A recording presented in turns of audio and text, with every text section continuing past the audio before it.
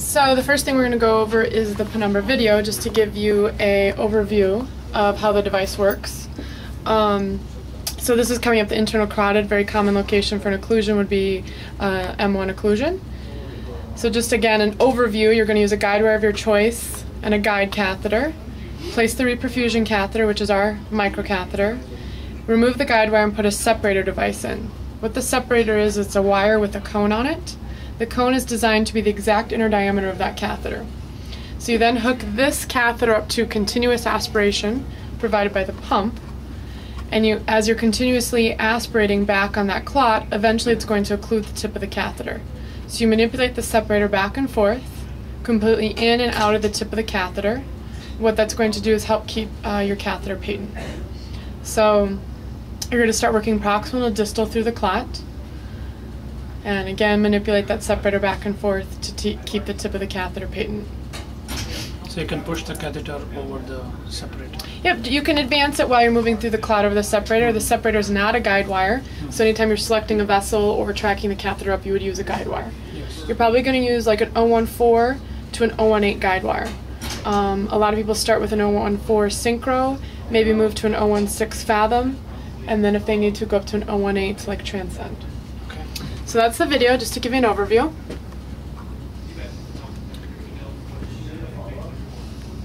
So just to go through a few slides, this is the indication. The penumbra system is indicated for the use and revascularization of patients with acute ischemic stroke, secondary to intracranial large vessel occlusive disease within 8 hours of symptom onset.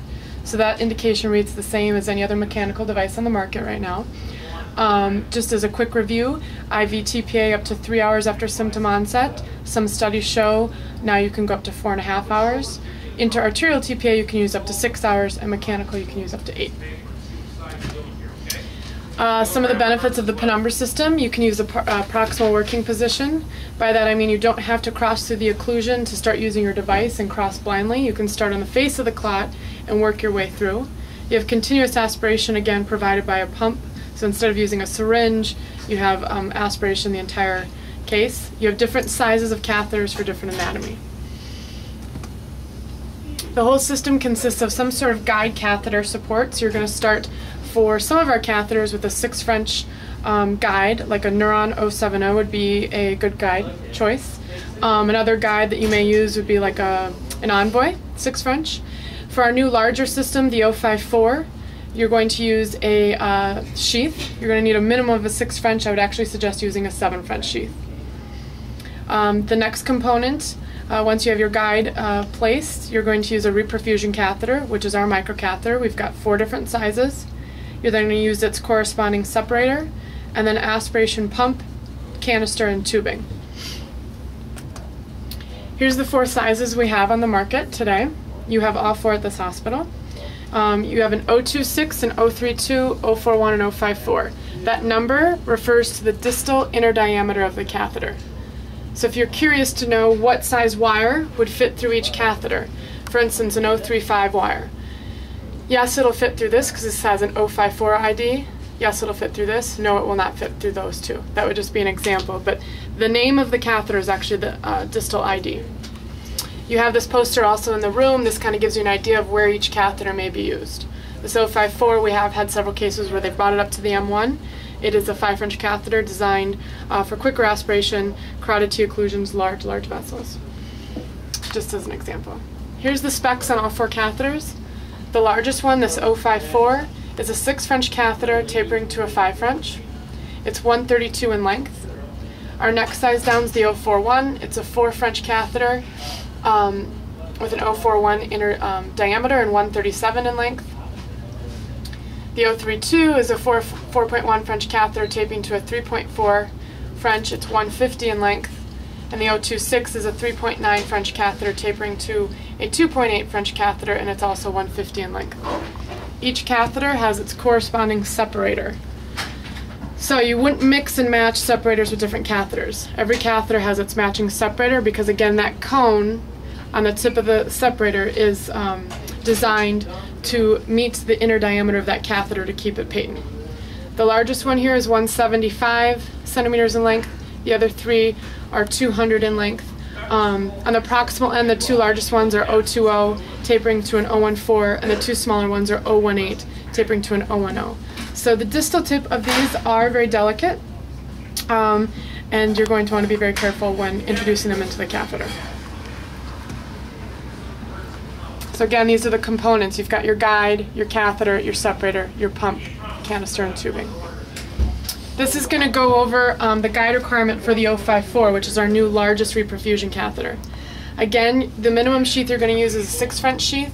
I would actually suggest a 7 French sheath may be better, like a 7 French shuttle. You could use an 8 French guide, or the 9 French balloon guide would be compatible from Concentric. I'll actually summarize that in this slide here. So looking at the 054 setup, that's going to be your 6 or 7 French sheath. It will fit through a 6 French sheath. Your images just aren't as strong, so I would suggest going up to a 7 French sheath. Here's the 054 inside of that sheath. And then you're going to actually use the 032 to bring it up coaxially into location. So the reason we use the 032 is the 032 tapers to a 3.4 French, which makes a nice snug fit between the two catheters there. By that I mean most microcatheters are going to taper to something like a 2.8 French, maybe a 2.5, or if you use like an SL10, that would be a 1.9 French, I believe. But they're all much smaller than the 032. So this is going to be the best option for your coaxial system for the 054. Do you have any questions on that? Or? But then you remove the 032 and use only 054. Yep, you got it, yep. And then once you've cleaned out, let's say the internal crowder with the 054, you could put the 032 back in, since it's already open on the table, to clean up anything distally, like let's say maybe an M2 branch or something like that. So this is the setup for this one, for the 054. As far as radiopaque markers, on the separator, you're going to have a radiopaque marker on the cone, and everything distal to it's radiopaque. On the catheter, the tip of the catheter is radiopaque. So you're going to see this portion of the separator wire moving in and out of the tip of that catheter. This is what the pump and the canister looks like, and we'll walk over the setting. You can see the pump here with the canister has tubing hooked up to it, and this tubing is what hooks up to your catheter. Here would be a typical case. This is an M1 occlusion, 67-year-old female, baseline NIH of 8. Here's your occlusion here, 7 hours and 10 minutes out. They used the 041 and 2 of the separators. It took them 38 minutes, and the discharge NIH was 0, so you can see that vessel was open.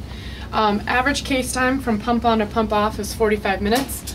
Although that was before the introduction of our newest 054 catheter, with the 054 we've actually seen the time go down quite a bit. We've had cases as quick as 3 minutes, 5 minutes, 7 minutes, 15. So we have seen case time go down. All right. So we will. Any questions so far? You're fine. Yep. So going over the setup, I'm going to come over here and set up the pump.